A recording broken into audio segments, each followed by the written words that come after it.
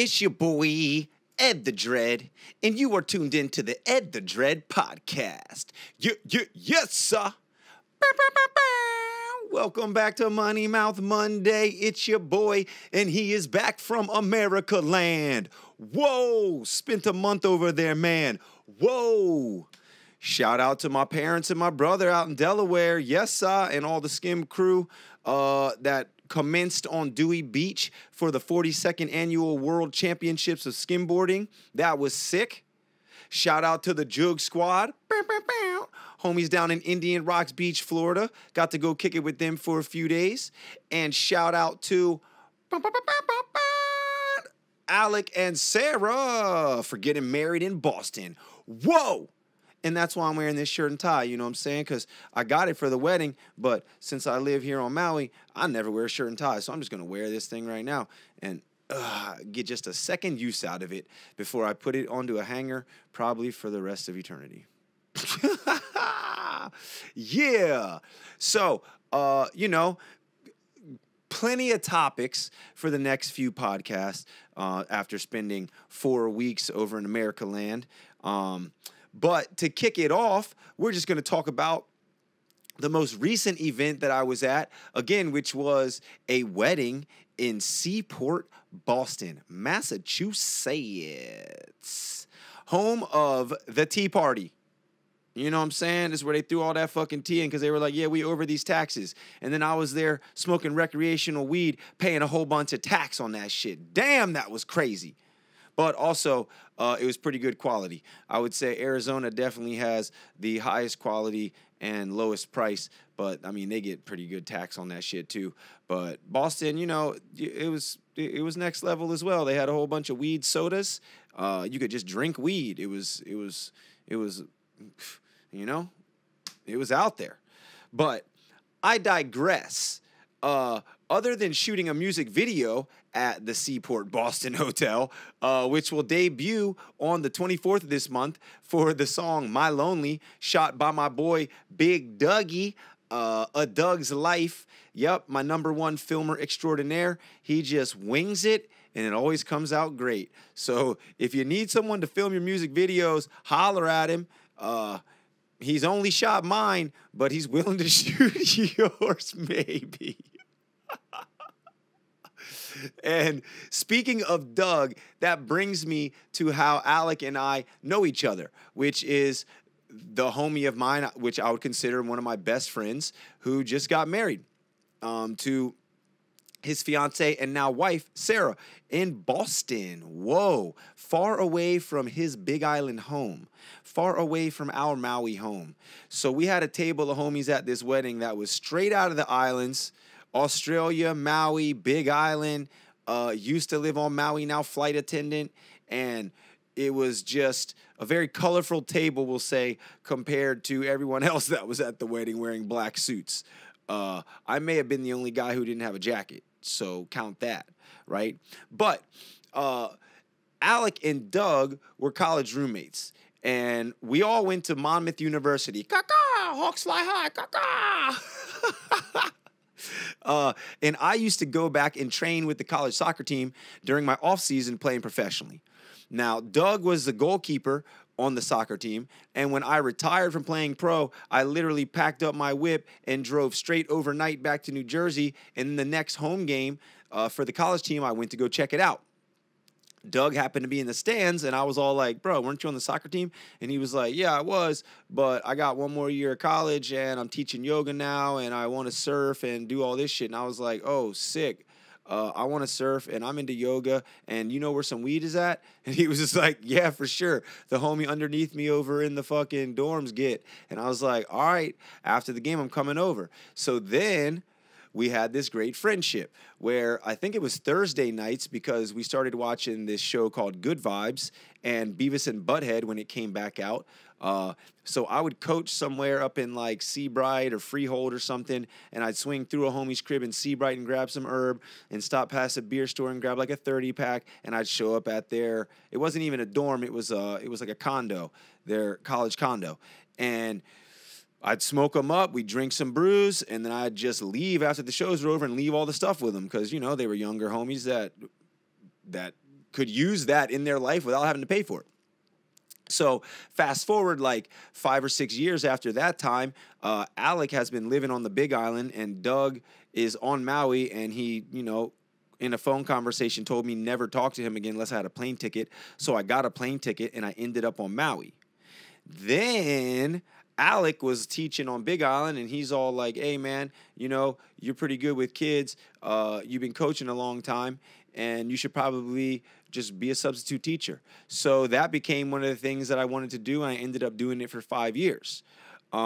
Aside from that, Alec wrote on the blog that I had, the Tribe of Good Vibes, which was a blog site for multiple friends of mine and myself to write about the thing that we're passionate about once a week. So his blog was about running, and he was a cross-country coach in middle school at the time. And to tell you the truth, he runs the amount of years for miles that he is every year on his birthday. And last year I ran probably 8 miles out of like his 33 that he took off on. And he's inspired me a lot to run more distance running. So at least once a week I probably do 6 to 8 miles.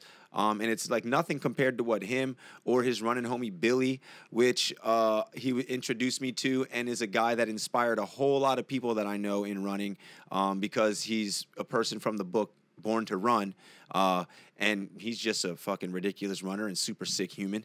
So with those two dudes and how much they run and how much effort they put into it just for the love of it, being a part of celebrating a holiday with them pretty much every year, which was Thanksgiving, it inspired me to run a lot more. So, Alec and I have had a friendship for a very long time, and he's been a super inspirational person to me, whether it's through my, jobs that I have, my employment, and or just my physical activity in life, and just the way he lives, super off the grid. He's a guy that I've considered a pure woodsman. When I used to be like a city rat, he was like the first dude that I'd met that was like fucking from the woods pretty much. Oh, the woodsman, man. You got to love it. So with that said, when it comes to thinking about like family, living on an island, my family isn't here, my actual family. So, the people that you knew before moving here that are here, that have known you the longest and probably know you the best out of any of the people that are amongst those living here, become pretty much your impromptu family.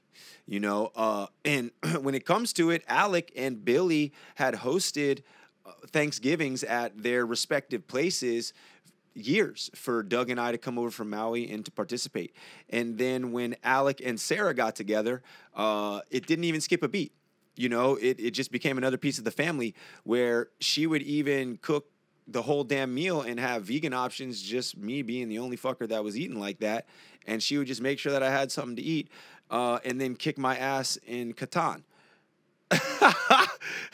The maddest I've ever been in a freaking board game in my life was when she made trades with me and then weaseled me out of being close to winning just so that she could fucking come back and win. I don't know how, but it is what it is, But, so I got to go to their wedding, right? And I've been in a number of weddings. I've been to a number of weddings, but they've all been what I guess you would consider like a Catholic or Christian wedding. I don't even fucking know, because I'm not super religious. I'd be considering myself Hindu, so I'd want a Hindu wedding if it came down to marrying someone, right? But I'm going to probably add a half Hindu, half Jewish wedding to that, because this was a Jewish wedding, and it was the first one I had ever been to and or been a part of. Now, there was a whole lot of traditions in there that were wild, amazing, I had never seen before, I loved, I maybe was scared to join in, but had to anyway, and it just made it for a really great celebration, right? First and foremost, the hora, right? This thing was completely mind-boggling to me. It was actually, we'll start with the ceremony. When you stomp the glass, okay, they've done the vows. The rabbi has, let them get ready to take their first kiss, and they've got a glass inside some cloth, right? And homie gets to step on it. And listen, my boy laid down the glass, okay? And it was actually like a super sick thing because I was like, he just fucking solidified his wedding right there. He just stomped that glass. It was sick. But then after the ceremony, the after party was all the wildest stuff, the horror, okay? This is holding someone up on a chair, right? We got like 15 dudes picking my boy up, like hoisting this guy into the air, hoping, I don't know, some of us might have been hoping we flipped his ass out because it's just like, I don't know, he's supposed to riding bull that shit. But his bride is in one too. So you're looking at both of them like, yo, are they going to fall? What's going to happen? Fucking. They put other people in the chair. Listen, the bride's dad jumped in the chair, and he was all no hands like he done this before. That shit was crazy. Now, I think the one thing that stood out to me the most of all was Hava Nagila. When, that song and dance broke out, everybody stayed in unison clapping. It is the longest I've ever seen white people stay on beat in my life. And we had a homie, Nick, that was trying to throw people off, like clapping in the in-betweens. And it was like the crowd just shut him down. They were like, nah, we ain't even giving you a piece. You don't get none. This is how we do. And, stayed on beat, stayed on rhythm. It was amazing, right? Lastly, I got to take back to my hotel room later the challah bread. Now, that shit was amazing, and it was huge. So it's like, I think I ate the most bread that I've ever eaten in my life on that trip and at that wedding. But, as far as ceremonies go and just the whole event was beautiful. These are two people that have put a lot of effort into their relationship. The wedding is in Boston. Homie lives on Big Island. She lives up there in Boston. So their relationship for the last 4 years of courting each other has been, quite a bit of effort. And in the vows and in what was said by the rabbi, you could tell how much emphasis was put on the effort that they have in their individual endeavors, but also the effort that they've put into making this thing work for each other and for their future, right? And I just made a post about it on Instagram today, but I'll talk about it now, which is one of the quotes, I'm going to paraphrase it because I can't remember the exact quote, right? But it was a beautiful part of the ceremony where there was emphasis on how much effort was put for each of them to meet each other, right? And generally speaking, when you talk about a relationship, you're talking about like a 50-50 compromise, right? But what was said about this was that it was like 99% effort from each person just to meet each other, to match each other, and in my life, in everything that I've tried and or wanted or put effort to, I've gone that like 99, 100%. And to make things work, to get the thing that you truly want. And if you don't want to wait your entire existence for it, you have to put in that effort, right? So hearing that was not only beautiful, but also inspiring because, I'm like a single 40-year-old dude who turns 41 in like a month. And I've been on an island just out here chilling for 8 years. And, not much opportunity has come through to meet any women. So, just knowing that they were able to make that happen gives you hope for the future. If you're what I call a serial single or a super single, not like a super senior, but just fucking single for so long and not even. But it ain't like I give a fuck because, hey, let's go back to my first single. It was Waves Over Women. Now it's Money in the Waves. And on that, I'm signing off, baby. Ed the Dread, back at it. On the island, back from the East Coast. Click like if you liked, share if you care. If you don't, I don't care. I'm going to meet you up there. It's Ed the Dread, baby, baby. Signing off. A hooey ho, kako.